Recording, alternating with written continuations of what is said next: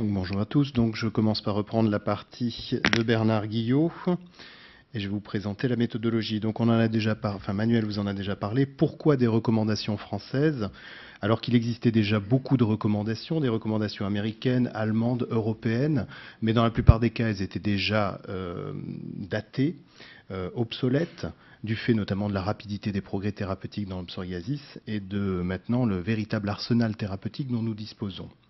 De plus, pour ces recommandations, notamment les recommandations européennes, la plupart du temps, il y avait une description simple des molécules qui étaient disponibles, mais on n'avait pas de hiérarchisation et pas de guide véritablement pour chaque situation et pour aussi le psoriasis non compliqué. Donc c'est parti d'un souhait du groupe psoriasis de se doter de cet outil. Et nous avons utilisé la méthode dite ADAPT. ADAPT, on part des recommandations nationales, internationales, qui ont déjà été faites auparavant.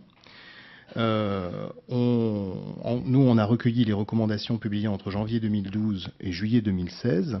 Et chaque recommandation est ensuite évaluée par deux relecteurs indépendants, à l'aide d'une grille AGRI.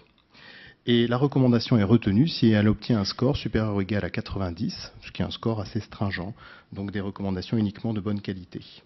Pour toutes les molécules qui n'étaient pas discutées dans ces recommandations, c'est-à-dire apremilast, ixekizumab et secukinumab, nous avons également réalisé une revue systématique de la littérature, une évaluation de chaque papier et une inclusion dans l'ensemble de ces recommandations.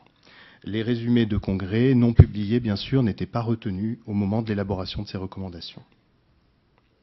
Donc ça, c'est le flowchart des études que nous avons reprises, 9 recommandations nationales internationales et 53 articles sur les molécules plus récentes. Donc là, le groupe de travail vous a déjà été présenté, juste pour dire que notre première réunion s'était tenue en juillet 2016. Et il y en a eu beaucoup d'autres. Et ensuite, donc, comme Manuel vous l'a expliqué, nous avons bénéficié de très nombreuses relectures externes.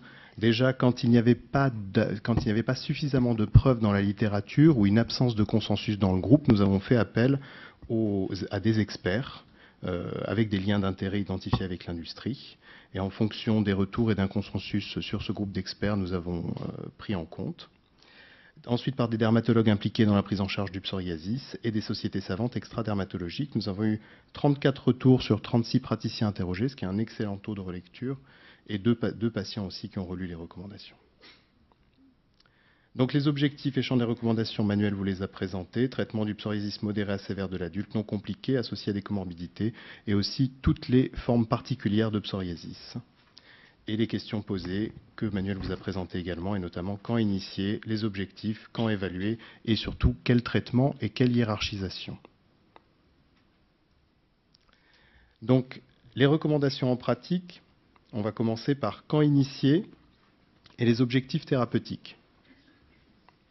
Quand initier un traitement systémique en cas de psoriasis modéré à sévère, donc en cas de surface corporelle supérieure à 10%, ou PASI supérieur à 10 ou DLQI supérieur à 10, ou en cas de retentissement physique, psychologique ou social jugé significatif, ou encore en cas de psoriasis localisé mais non contrôlé par un traitement topique bien conduit et responsable d'un handicap fonctionnel, psychologique ou social jugé significatif. Donc même un psoriasis limité mais affichant avec un fort retentissement psychosocial peut bénéficier d'un traitement systémique.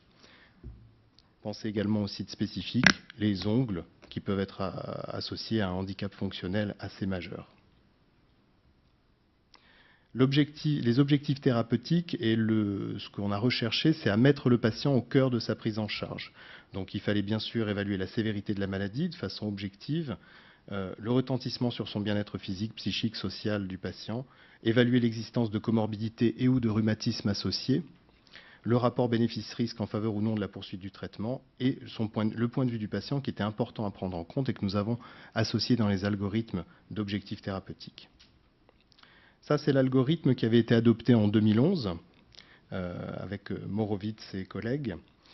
Et pour beaucoup, donc même pour la quasi-totalité des relecteurs, cet algorithme était maintenant daté.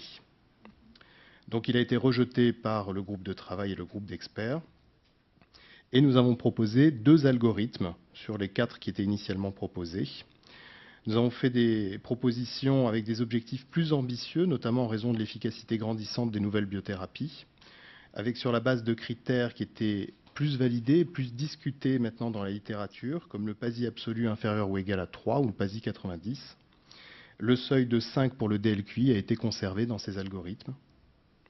Le premier algorithme retenu, un algorithme simple, donc première évaluation de l'objectif thérapeutique sur la base du PGA et du PASI absolu, avec donc des critères PGA 0,1 ou absolu PASI inférieur ou égal à 3 pour des réponses complètes.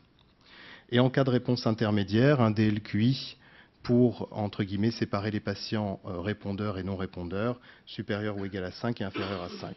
Dans tous les cas, bien sûr, évaluer la satisfaction du patient et ne pas oublier les localisations de traitements compliqués, les ongles, le visage, le scalp, les paumes. Un deuxième algorithme. Alors déjà aussi, pourquoi est-ce qu'on a retenu deux algorithmes? Parce que il est arrivé à 50-50 par le groupe d'experts qui a été interrogé. Donc nous n'avons pas fait de choix. Au final, les algorithmes sont quand même assez similaires. C'est juste la première ligne qui est légèrement différente. Ici, par rapport au PGA, c'est le delta PASI inférieur à 75 ou entre 75 et 90 ou supérieur à 90. Puis le PASI absolu toujours et le DLQI dans un second temps pour différencier les réponses intermédiaires chez ces patients. Et bien sûr, toujours évaluer le degré de satisfaction du patient. Quand évaluer la réponse thérapeutique?